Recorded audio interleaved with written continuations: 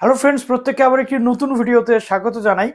2023 সালে যারা মনে করছেন যে অ্যাসিস্ট্যান্ট প্রফেসর হতে চাইছেন বা বিভিন্ন ইউনিভার্সিটিতে পড়াতে চাইছেন, তাদের জন্য ইউজিসির পক্ষ থেকে চলে এসেছে একটি নতুন বক্তব্য। ইউজিসির চেয়ারপারসন যিনি রয়েছেন মামিতালা জগদেশ কুমার স্যার, তিনি এর আগেও বিভিন্নভাবে বিষয়টি আলোকপাত করেছেন। আরও একবার নতুন করে এই বিষয়টি নিয়ে আলোকপাত করা হলো ইউজিসির পক্ষ থেকে। কি বলা হচ্ছে সেখানে সম্পূর্ণ বিস্তারিত তথ্যটি আজকের এই ভিডিও থেকে আমরা জেনে নেব। অনেকের স্বপ্ন থাকে অ্যাসিস্ট্যান্ট প্রফেসর হওয়ার, কিন্তু সেই স্বপ্ন তাদের বাস্তবায়িত হয় না। যোগ্যতা থাকা সত্ত্বেও অ্যাসিস্ট্যান্ট প্রফেসর হতে পারে না, যদিও অ্যাসিস্ট্যান্ট প্রফেসর হওয়ার যোগ্যতার মধ্যে এই যে বিষয় সেগুলি অলরেডি ইউজিসির পক্ষ থেকে আগে থেকেই ছিল। কিন্তু এখন আমরা 2021 সালে দেখেছিলাম যে বলা হয়েছিল যে অ্যাসিস্ট্যান্ট প্রফেসর হতে গেলে, বিশ্ববিদ্যালয়ের অ্যাসিস্ট্যান্ট প্রফেসর হতে গেলে আর পিএইচডি কিন্তু ম্যান্ডেটরি নয়। পিএইচডি ম্যান্ডেটরি নয়, শুধুমাত্র মাস্টার্সে মিনিমাম নাম্বার অফ মার্কস যেটা 55% থাকলে, তার পাশাপাশি যদি আমরা দেখি নেট কোয়ালিফাইড যদি কোনো ক্যান্ডিডেট হয়ে থাকে তাহলে ইউনিভার্সিটিতে সে কিন্তু পড়াতে পারবে বিভিন্ন প্রতিযোগিতামূলক পরীক্ষা বা এই যে বিষয়গুলো থাকে এর মাধ্যমে।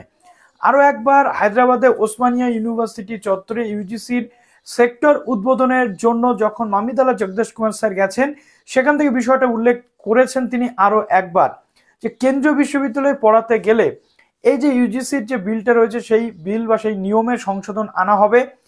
পিএইচডি ম্যান্ডেটরি আর থাকবে না।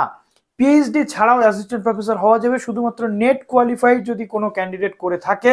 মাস্টার্স থাকলে, এক্সপিরিয়েন্স থাকলে তার কিন্তু অ্যাসিস্ট্যান্ট প্রফেসর হওয়া থেকে আর কেউ আটকাতে পারবে না।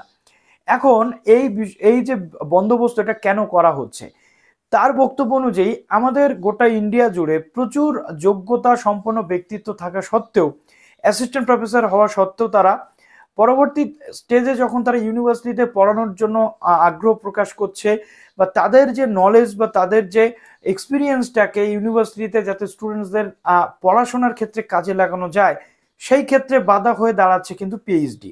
পিএইচডি ম্যান্ডেটরি যদি হয়ে যায় তাহলে এই ক্যান্ডিডেটগুলো চান্স পায় না পড়ানোর জন্য। বাট তারা যথেষ্ট যোগ্যতা সম্পন্ন ব্যক্তিত্ব, তাদের যথেষ্ট অভিজ্ঞতা রয়েছে, তাদের এই যে অভিজ্ঞতা বা তাদের এই যে যোগ্যতাগুলোকে যাতে সঠিকভাবে কাজে লাগানো যায়, সেই জন্য পিএইচডির যে কোয়ালিফিকেশনের জায়গাটা ছিল সেখান থেকে ম্যান্ডেটরি যে ফিল্ড ছিল সেখান থেকে পিএইচডিটাকে রিমুভ করা হচ্ছে, এবং যাতে পিএইচডি ছাড়াও অ্যাসিস্ট্যান্ট প্রফেসর হিসেবে নিজেদেরকে নিয়োজিত করতে পারে বিশ্ববিদ্যালয়ে, সেই সুযোগের জন্য পরবর্তীতে নতুন কোনো বিল আনা হবে এমনটাও বলা হচ্ছে। যদিও 2021 সালের পর বলা হয়েছিল সংশোধনী বিল আনা হবে, বাট সেই সংশোধনী বিল এখনো আসেনি।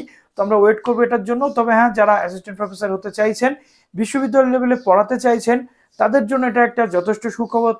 এর পাশাপাশি এটাও তেমনি একটা গুরুত্বপূর্ণ পার্ট, পিএইচডি থাকলে আপনার একাডেমিক্স করে কিন্তু আপনি যথেষ্ট ভালো জায়গাতে থাকবেন, সেক্ষেত্রে প্রতিযোগিতার ক্ষেত্রেও আপনি কিন্তু অনেক এগিয়ে থাকবেন।